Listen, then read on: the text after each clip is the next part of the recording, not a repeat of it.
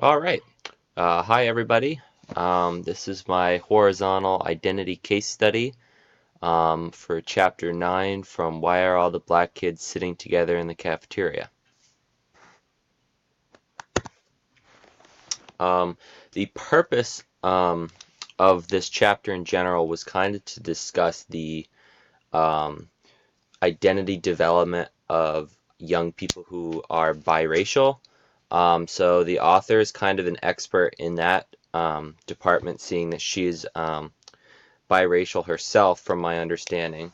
And although the oftentimes most persecuted group of biracial Americans tend to be black and white, the author also went in to discuss that biracial can come from just about any demographic. That can be white Asian, black and Native American.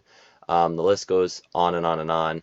And the overall purpose was kind of to discuss the difficulties and obstacles that these folks face in society in being biracial and not really knowing what way is the most appropriate way for them to identify. So the author also, outside of her own findings, brings in the voices of other theorists and scholars that help to further develop her claim that racially biracial students have a tougher go in society than, let's say, an all white person or an all black person. But even then, society in general is becoming so much more mixed that 100% white or 100% black tends not to exist anymore. All right, so one of the characters from the texts, they weren't really characters, it was just folks who she brought in to also contribute to our findings. And one of the first ones was Paul Picard, who is a scholar who has studied the history of racial categories for years. The text didn't specify where he was a scholar from or what company he was representing, but it did include his findings, which is seen below, and that says the most important thing about races was the boundaries between them. If races were pure or had been once, and if one were a member of the race at the top, then it was essential to maintain the boundaries that define one's own superiority. Most of the boundary drawing came between white and black people. So basically, what that is discussing is kind of implicit bias.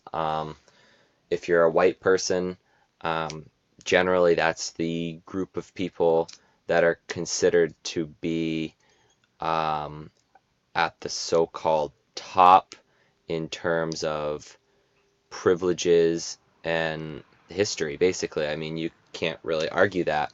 Um, with that in mind, by this blurb being included in the text, it was a way to show that those kinds of things do exist. And then it kind of led into, well, what do you do if you're half white and half black, and part of you is supposedly the race on top, and then the other half of you is associated with a race that has been notoriously persecuted over the years.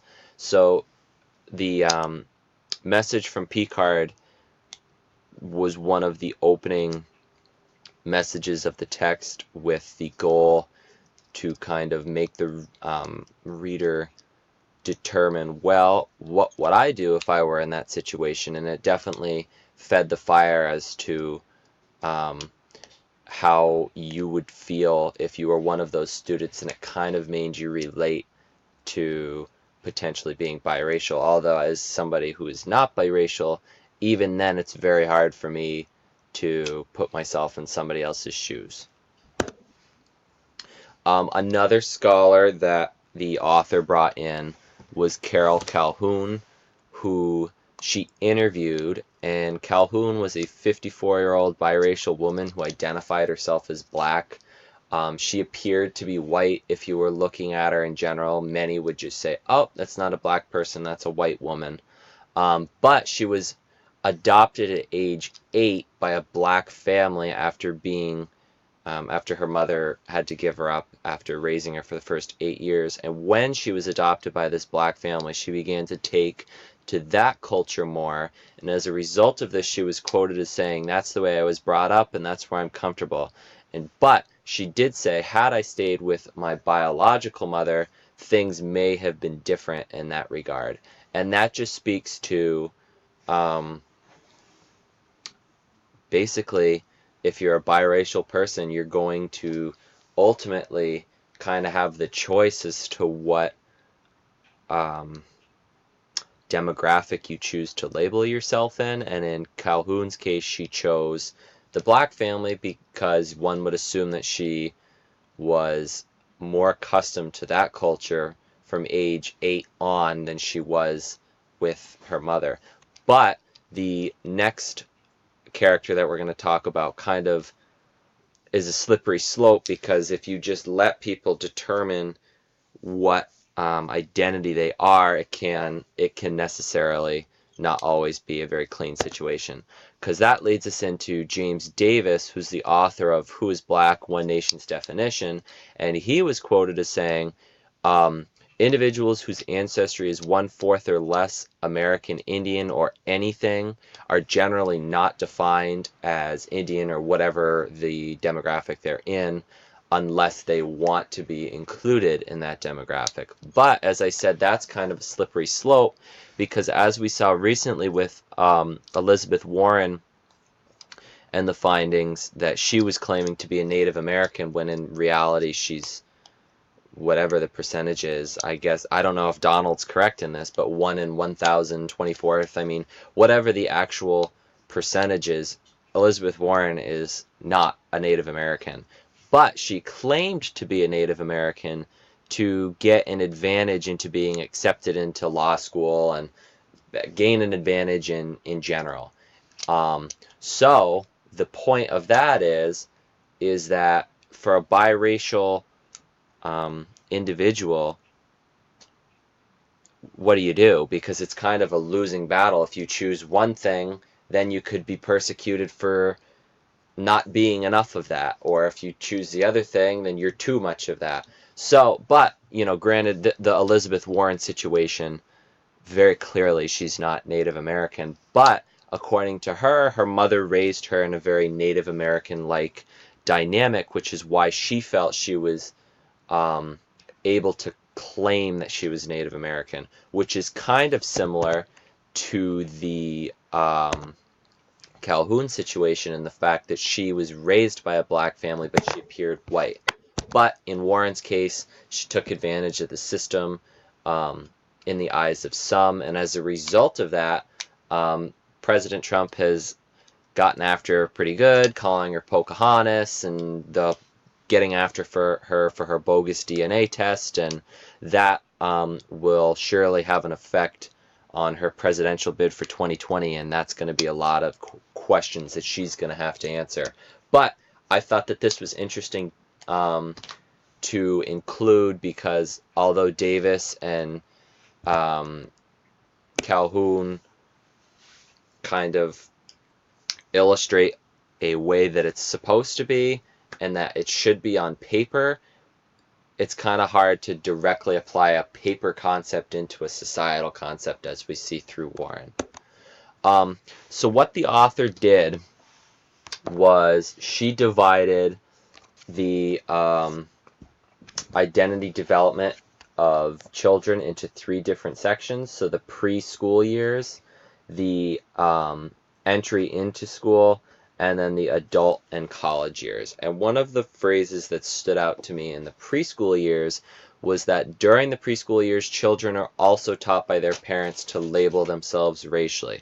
So what the author is saying here is that this is the start of, you got to make a decision as to what you are, and the parents are going to either push for, if it's a white and black biracial individual, they're either going to push for one or the other. Usually, that was the findings that the author found through her long research, which I found to be interesting. Entry to school, this was the first time, according to the author, where the student was able to determine the differences between race. So they would pick up on things like different languages, the different foods one would eat, the physical characteristics. So although in the preschool age the parents were pushing for something, it wasn't until the entry into school phase that the child themselves were able to start first connecting the dots and starting to um, understand what it meant to be a biracial individual. And finally, in the college and adult years, the author said that after moving through the teen years and the years of peer pressure and the whole thing, that at the college and adult years, these biracial students, or really any student in general, would be able to reject peer pressure and more easily embrace whatever they determine their bicultural heritage to be, which I also found to be interesting because college years and adult years, what are you, 25, and all of a sudden you have to determine what you are. So that's an ASR that I have is, as a college student, do you feel that the author's claim is true that you should, that you are less susceptible to peer pressure now? ASR number 2 is how can all of this be applicable to future concepts? Obviously, it's very easy to say that, reading over this, I'm going to be more aware of how to assist a biracial student in the classroom, and that knowledge in general is going to assist to that. But I'm curious as to what other people would say and how it's applicable to the future. And finally, my last question is, what have you taken away from this now 12-minute lecture? And that's all I have for you. All right, thank you.